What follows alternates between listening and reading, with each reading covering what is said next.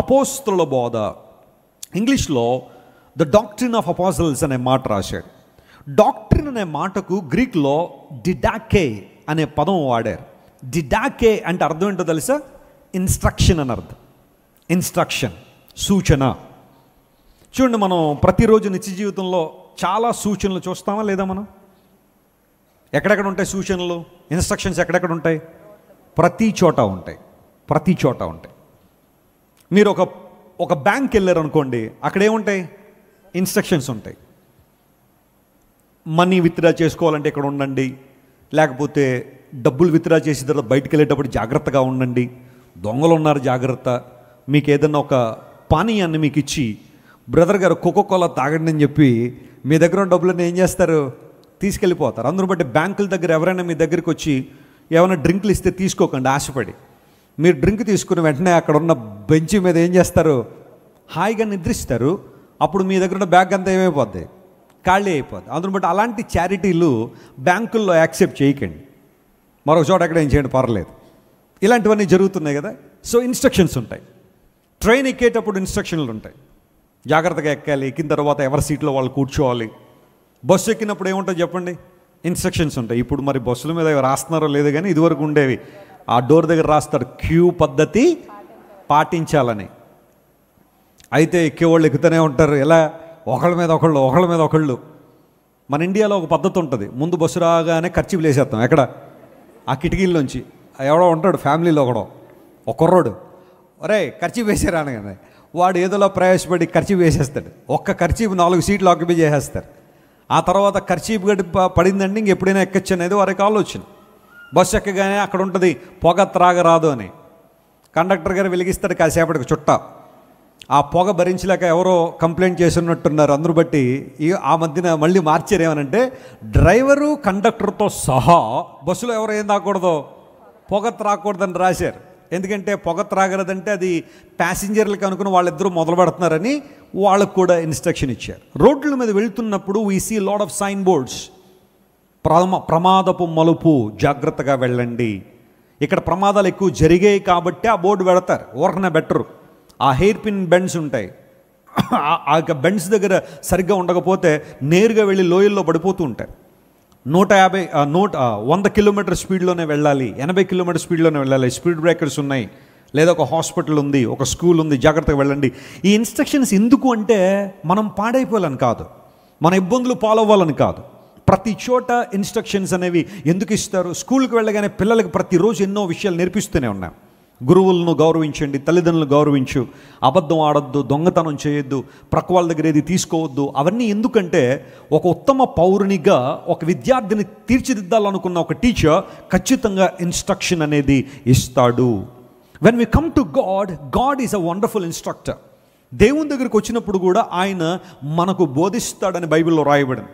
అందరికన్నా, ప్రపంచంలో అందరికన్నా అత్యుత్తమైన బోధకుడు అంటే ఎవరైనా ఉన్నారంటే అది కేవలం మన ప్రభువు అయిన యేసయ్య మాత్రమే. హల్లెలూయా. ఎందుకోసం అంటే ఆయన చేసిన బోధలు చాలా చాలా శ్రేష్టమైన బోధలు ఆయన చేశారు. ప్రపంచాన్ని మలుపు తిప్పిన బోధలు ఆయన చేశారు.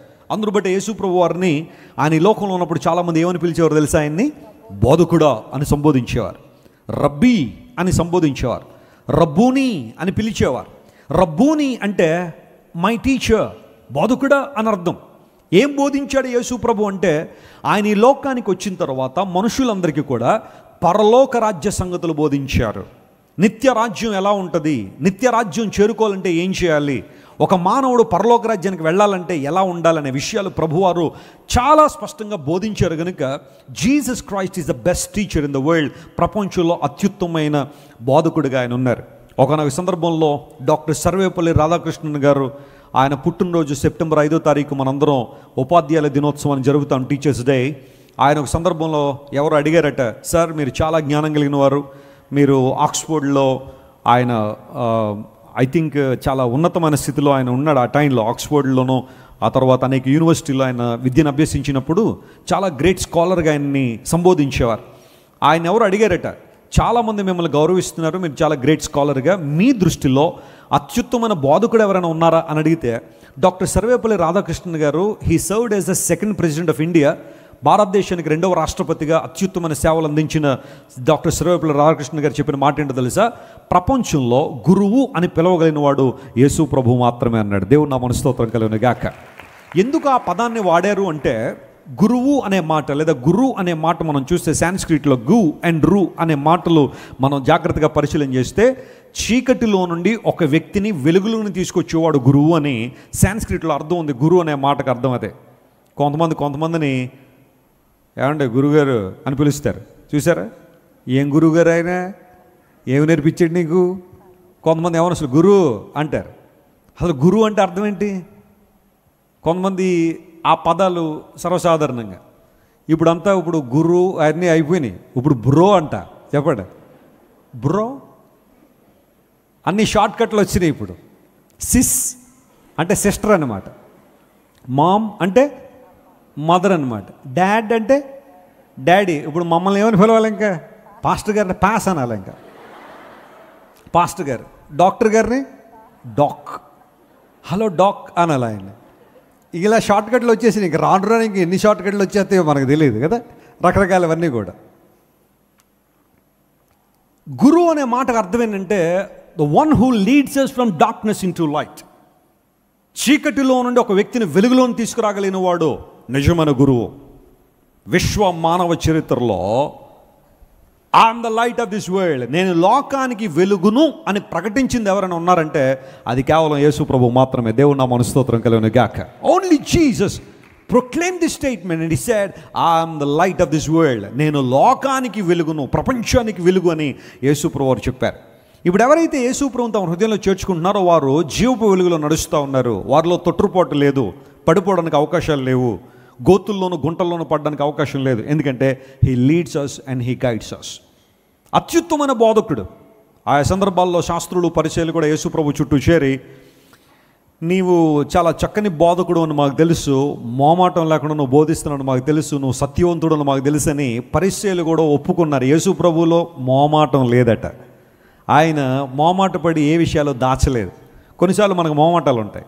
ఎవరికైనా విషయం చెప్పాలంటే ఏమనుకుంటారో, వాళ్ళు ఏమనుకుంటారో, మళ్ళీ ఫ్రెండ్షిప్ పోద్దేమో, స్నేహం పోద్దేమో ఈ మాట అనేస్తే అని మోమాట ఉంటుంది మనకి. కానీ యేసు ప్రభువు మోమాట పడి సత్యాన్ని దాచలా, సత్యాన్ని ప్రక్కన పెట్టలా. నువ్వు గాయపడినా పర్వాలేదు, సత్యం చెప్పాలనుకున్నాడు ఆయన. అదే విషయాన్ని చెప్పి ప్రపంచాన్ని చైతన్యపరిచారు ప్రభువుని యేసుక్రీస్తు వారు. ఉత్తమమైన బోధకుడు ఆయన.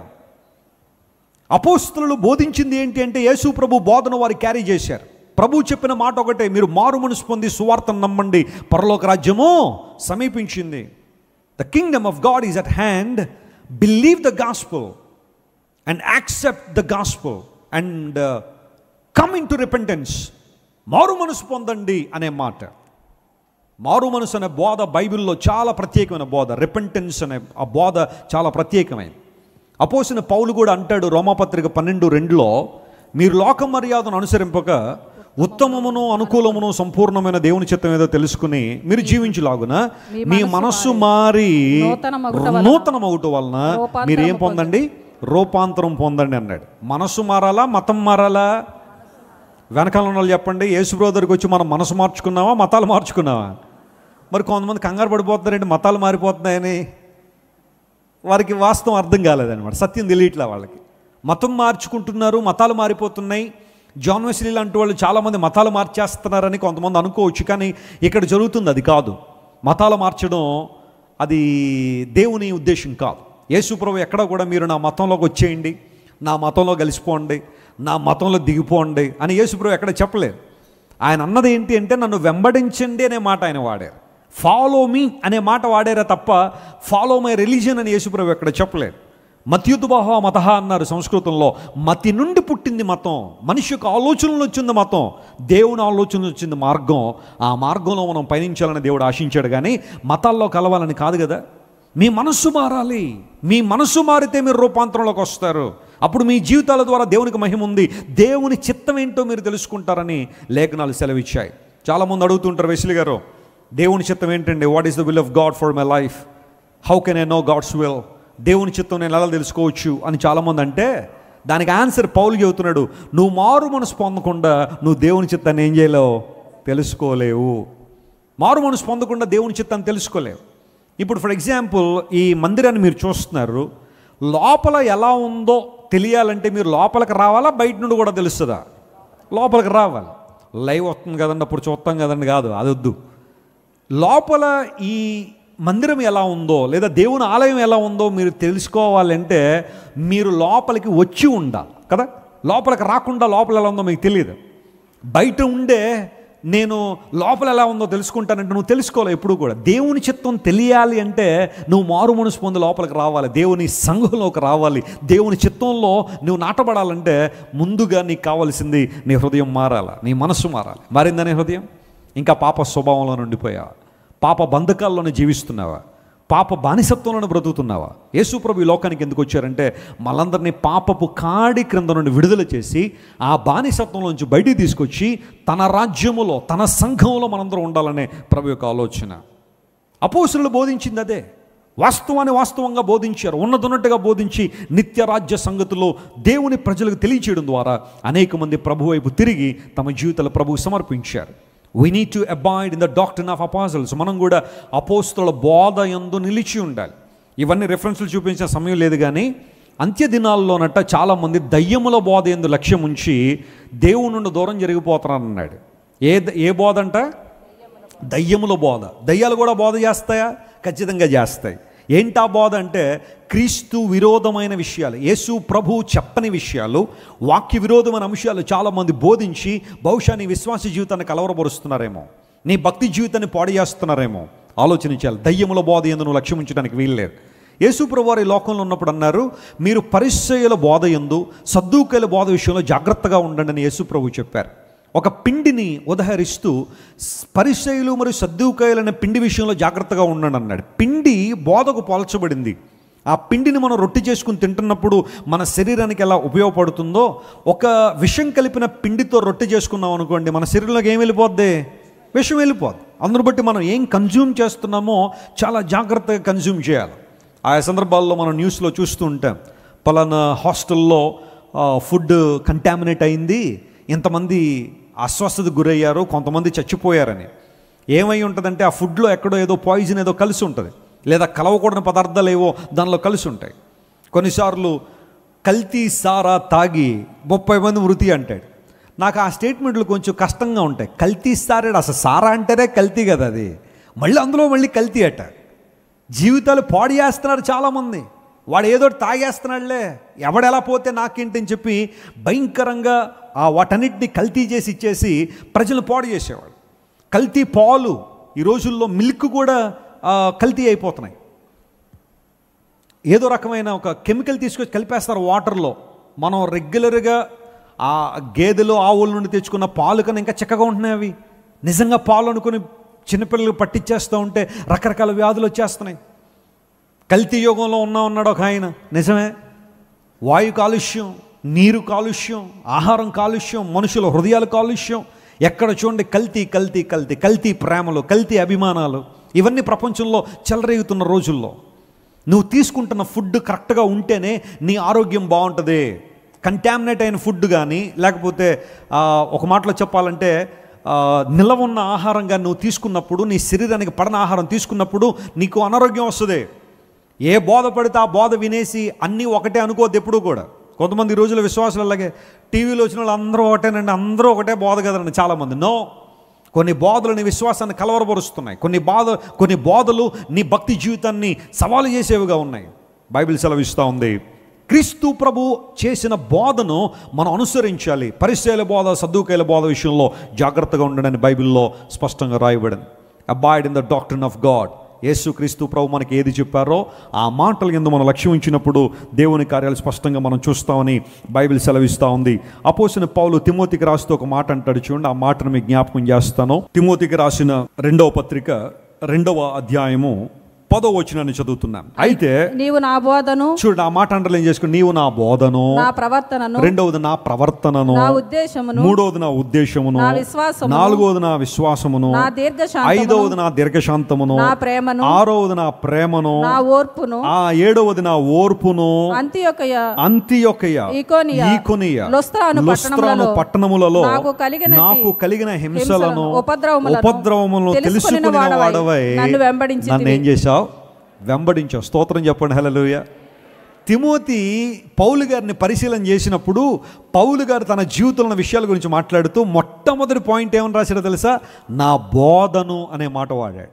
అంటే పౌలు గారికి ఉన్న కాన్ఫిడెన్స్ ఏంటి అంటే తాను చేసే బోధ సత్యము అనుసరించి బోధ చేశాడు. కాబట్టి తిమోతి పౌలు గారి బోధకు, ఆ యేసుక్రీస్తు ప్రభు గురించి చెబుతున్న మాటలకు ఆకర్షితుడై దేవుని మాటకు లోబడి తిమోతి ఆ తర్వాత కాలంలో అద్భుతమైన సేవకుడయ్యాడు. దేవుని ప్రజలారా, యేసుక్రీస్తు ప్రభువుకు సంబంధించిన బోధ మనం విన్నప్పుడు ఆ బోధ మన జీవితాల్లో ఆశీర్వాదాన్ని కలిగిస్తుంది. మరలా అదే పౌలు గారు తీతుకు రాస్తూ అంటాడు. చూడండి, తీతు పత్రిక 2వ అధ్యాయం 1వ వచనంలో ఈ మాట ఇలా రాశాడు. నీవు టైటస్ చాప్టర్ 2 and verse 1, నీవు హితబోధకు అనుకూలమైన సంగతులను బోధించుము. స్తోత్రం చెప్పండి ఒకసారి, హల్లెలూయా. ఏ బోధ అన్నాడు దీన్ని? హితబోధ. హితబోధ అంటే అర్థం ఏంటి? హిత అంటే ఏంటి? మంచి, వెరీ గుడ్, లేదా ఆరోగ్యకరమైన. ఆ ఫుట్ నోట్లో కొన్ని చోట్ల హితబోధ అన్న చోట క్రింద ఆరోగ్యకరమైన బోధ. నేను చెప్తున్నాను దేవుని సేవకునిగా, ప్రపంచంలో అన్ని బోధల కన్నా యేసయ్య బోధే మనిషికి ఆరోగ్యకరమైంది. నమ్మిన వారు గట్టిగా చప్పట్లు కొట్టి దేవుని మహిమపరచుంది. The doctrine of Jesus, the teachings of Jesus ప్రపంచాన్ని ప్రభావితం చేయడంలో ఎంతగానో సహకరించాయి. హితబోధకు అనుకూలమైన సంగతులు బోధించుము అని తీతుకు అపోస్తలుడైన పౌలు తెలియచేస్తూ ఉన్నాడు. మీరు ఇంటికి వెళ్ళిన తర్వాత ఆ టైటస్ చాప్టర్ 2 అంతా మీరు చదివితే చాలా మంచి విషయాలు. ఎవరు ఎలా ఉండాలి, యవనస్తులు ఎలా ఉండాలి, పెద్దలు ఎలా ఉండాలి, వృద్ధులు ఎలా ఉండాలి, పురుషులు ఎలా ఉండాలి, స్త్రీలు ఎలా ఉండాలి, ఇలాంటి విషయాలన్నీ కూడా తీతుకు రాసిన పత్రికలో ఈ 2వ అధ్యాయంలో చాలా స్పష్టంగా మనం చూస్తూ 15వ వచనం దగ్గరికి వచ్చేసరికి అంటాడు. మరలా స్టార్టింగ్లో అంటే అధ్యాయ ప్రారంభంలో హితబోధకు అనుకూలమైన సంగతులు బోధించన్నాడు. 15వ వచనం దగ్గరికి వచ్చేసరికి వీటిని బోధించుచు హెచ్చరించుచు సంపూర్ణ అధికారముతో దుర్బోధన ఏం చేయాలా? ఖండించుచు ఉండుము, నిన్ను ఎవరిని తృణీకరింపనివ్వకము అనే మాట వాడాడు. సంపూర్ణ అధికారంతో దుర్బోధన ఏం చేయాలి? ఖండించాలి. ఇప్పుడు జాగ్రత్త వినండి, దుర్బోధ ఖండించబడాలంటే సద్బోధ ఏంటో మనకి తెలియాలి, అవునా కదా? దుర్బోధ ఖండించబడాలి అంటే సద్బోధ అంటే ఏంటో మనకి తెలియాలి. అప్పుడు కదా మనం ఖండించగలుగుతాం. అందుని బట్టి దేవుని వాక్యాన్ని క్రమంగా చదువు వారమై ఉండాలి, వాక్యాన్ని క్రమంగా నేర్చుకుని వారమై ఉండాలి. కేవలం మనం వాక్యాన్ని చదివేసి వెళ్ళిపోవడం కాదు, కానీ వాక్యాన్ని జాగ్రత్తగా నేర్చుకుని అనుసరించి దుర్బోధ విషయంలో జాగ్రత్తగా ఉండాలి. చాలా సంవత్సరాల క్రితం ఒక కుటుంబం మన సంఘానికి వచ్చేవారు. భార్యాభర్తలు ఇద్దరు కూడా అన్ని కుటుంబాల్లోంచి యేసు ప్రభువుని అంగీకరించి, అంటే సువార్త విన్నారు. నాన్నగారు తల్లిగారు ఇద్దరు కూడా అద్భుతమైన సువార్త ప్రకటించే ఆ పరిస్థితుల్లో వారి సువార్తకు ఆకర్షితులై దేవుని మందిరానికి వచ్చారు. వచ్చి చక్కగా దేవునిలో ఎదుగుతున్నారు, అంతా బాగానే ఉంది. సరే, ఒకరోజు బాప్తిస్మ కార్యక్రమాలు జరుగుతున్నాయి. మీరు వాక్యాన్ని విన్నారు కదా, సువార్తను అంగీకరించారు కదా, యేసు ప్రభువుని మీ హృదయంలో చేర్చుకున్నారు కాబట్టి బహిరంగ సాక్షి నిమిత్తం బాప్తిజం తీసుకోండి అని నాన్నగారు వారికి చెప్పినప్పుడు వారిద్దరు భార్యాభర్తలిద్దరూ బాప్తిజం కోసం సిద్ధపడ్డారు. సరే, ఆ బాప్తిస్మ కార్యక్రమాలు జరుగుతున్నప్పుడు అందరూ వచ్చారు, కానీ ఆ ఇద్దరు రాలేదు. నాన్నగారు చూసి వాళ్ళిద్దరూ వస్తానన్నారు కదా, బాప్తిజం తీసుకుంటానన్నారు కదా, ఎందుకు రాలేదు అని ఆలోచన చేసి ఆ కార్యక్రమాన్ని ముగించిన తర్వాత మరుసటి రోజు వారింటికి వెళ్ళారు. వెళ్ళిన తర్వాత వాళ్ళతో కూర్చొని మాట్లాడుతుంటే, నిన్న చాలామంది వచ్చారండి, మీరు ఎందుకు రాలేదు, సిద్ధపడ్డారు కదా, బాప్తిస్మ కార్యక్రమాలు జరుగుతున్నాయి, వస్తానన్నారు, ఎందుకు రాలేదు అంటే భార్యాభర్తలు ఇద్దరు కూడా ఒకే మాట ఏమన్నా తెలుసా? యేసు ప్రభు దేవుడు కాదట కదండి, యేసు ప్రభు దేవుడు కాదట కదా అని వారిద్దరూ ఒకేసారి అనేసరికి నాన్నగారికి చాలా ఆశ్చర్యం అనిపించింది. అదేంటమ్మా, ఇప్పటిదాకా మీరు విన్నదేంటి, ఇప్పుడు మీరు మాట్లాడుతుంది ఏంటి, ఏం జరిగింది అంటే ఒక విషయం జరిగింది. ఆ విషయం ఏంటి అంటే వీరన్నీ సిద్ధపడి దేవుని కొరకు జీవించాలనుకున్న ఆ మరుసటి దినమే యెహోవా సాక్షులు, జెహోవా విట్నెసెస్ అనబడే ఒక గుంపు ఆ ఇంటికి వెళ్ళారు. వెళ్ళి వారిని కూర్చోబెట్టి మొత్తం వారిని ఒక మాటలో చెప్పాలని బ్రెయిన్ వాష్ చేశారు. యెహోవా సాక్షులు వారు చెప్పే విషయాల్లో ప్రప్రథమైన విషయం ఏంటంటే యేసు ప్రభు దేవుడు కాదు, ఆయన దేవుడు కాదు, మీరు ఆయనకు ప్రార్థన చేయకూడదు, యేసు ప్రభు దేవుడు కాదనే బోధ వారు ఎక్కువగా చేస్తున్నారు. ఇంకా చాలా ఉన్నాయనుకోండి వారి దుర్బోధలు, కానీ ఇది మాత్రం ఎక్కువ. యేసు ప్రభు దేవుడు కాదని బోధ చేయడం ప్రారంభించారు. తండ్రి అయిన దేవుడు యేసు ప్రభువుని కలుగజేశాడు. Jesus is a created being అని చెబుతూ యేసు ప్రభువుని తక్కువ స్థితిలో పెట్టి, తక్కువ స్థానంలో పెట్టి ఆయన యొక్క దైవత్వాన్ని ప్రశ్నిస్తారు. కేవలం మహమ్మదీయ సోదరులు యేసు ప్రభు దైవత్వాన్ని గురించి ఎలాగైతే ప్రశ్నలు వేస్తారో, యెహోవా సాక్షులు కూడా దాదాపు అలాగే ప్రశ్నలు వేస్తారు. యేసు ప్రభు దేవుడు అంటే వారు ఒప్పుకోరు. మరి బైబిల్ అలాగే చెబుతుందా? ఖచ్చితంగా బైబిల్ నొక్కి ఒక్కడించే సత్యమేనంటే జీసస్ క్రైస్ట్ ఈజ్ గాడ్, ఆయన దేవుడై ఉన్నాడు. డైరెక్ట్ రిఫరెన్సెస్ బోర్డులు ఉన్నాయి బైబిల్లో. యేసుక్రీస్తు ప్రభు కూడా అదే విషయాన్ని తన బోధనలు అనేక సార్లు ఆయన తెలియచేశారు. నేను అబ్రహాము కంటే ముందున్నాను అని యేసు ప్రభు చెప్పడం ద్వారా ఆయనకి ఇటర్నల్ ఎగ్జిస్టెన్స్ని యేసు ప్రభు క్లెయిమ్ చేసి తన దైవత్వాన్ని రుజువుపరిచారు. నమ్మండి దేవుని ప్రజలారా, ఈ రోజు కాకపోతే రేపోయినా అలాంటి వాళ్ళు ఎవరైనా మీ దగ్గరికి వచ్చి యేసు ప్రభు దేవుడు కాదు అని అంటే దయచేసి మీ హృదయాలు కలవరపరుచుకోకండి, ఆందోళన చెందకండి. పరిశుద్ధ గ్రంథం నిర్ద్వందంగా సెలవిస్తున్న మాట, యేసు ప్రభు పూజార్హుడు, ఆయన ఆరాధనీయుడు, ఆయన స్తుతిపాత్రుడు, ఆయన దేవుడు అని బైబిల్ చాలా స్పష్టంగా తెలియచేస్తూ ఉంది. అపోస్తలుడైన పౌలు అంటాడు రోమా 9:5లో, ఈయన సర్వాధికారైన దేవుడై ఉండి నిరంతరము స్తోత్రార్హుడై ఉన్నాడని యేసుప్రభు గురించి మాట్లాడాడు. ఒకప్పుడు ఇదే పౌలు ఆ విషయాన్ని ఒప్పుకోలేదు. యేసుప్రభు దేవుడు అంటే ఒప్పుకోలేదు కాబట్టి సంఘాన్ని హింసించాడు. కానీ యేసు ప్రభు దైవత్వాన్ని చూసిన తర్వాత పౌలుకు అర్థమైంది యేసు ప్రభు సర్వాధికారి అయిన దేవుడై ఉన్నాడని. ఎంత అద్భుతమైన మాట. మీరు ఇంటికి వెళ్ళిన తర్వాత అపోస్తలుల కార్యగ్రంథం 20:28 చదివితే దానిలో పౌలు మహాశయుడు అంటాడు, దేవుడు తన స్వరక్తం ఇచ్చి సంపాదించిన సంఘము అనే మాట అక్కడ వాడాడు. స్వరక్తము అంటే తన సొంత రక్తం. రక్తం గార్చింది ఎవరు అంటే యేసు ప్రభు. దేవుడు స్వరక్తం ఇచ్చి అంటే అక్కడ యేసు ప్రభు దైవత్వాన్ని గురించి అపోస్తలుడైన పౌలు మాట్లాడాడు. కొలస్సీలకు రాసిన పత్రిక 2:9 దైవత్వం యొక్క సర్వ పరిపూర్ణత శరీరముగా యేసు ప్రభులో నివసిస్తుంది అని ఆనాడు పౌలు కొలస్సీ సంఘానికి రాశాడు. For in him dwells all the divinity of God, దేవుని యొక్క గాడ్ హెడ్ యొక్క ఫుల్నెస్ యేసు ప్రభులో ఉంది అని అపోస్తలుడైన పౌలు అక్కడ రాసుకుంటూ వచ్చాడు. ఇలా చెప్పుకుంటూ పోతా ఉంటే బైబిల్లో అనేకమైన విషయాలు యేసు ప్రభు దైవత్వం గురించి రాయబడ్డాయి. ఎవరో వచ్చి కల్పితమైన దుర్బోధలు చేసినప్పుడు టర్న్ అయిపోకండి. వాక్యం ఏం చెబుతుందో పరిశీలించేయండి. యేసుక్రీస్తు ప్రభు దేవుడని బైబిల్ నిర్ద్వందంగా సెలవిస్తూ ఉంది. అందును బట్టి సంఘము అనగా ఒక పిల్లర్ ఏంటి అంటే అపోస్టల్స్ డాక్ట్రిన్ అనగా అపోస్తలుల బోధ యందు వారు నిలకడగా ఉన్నారు.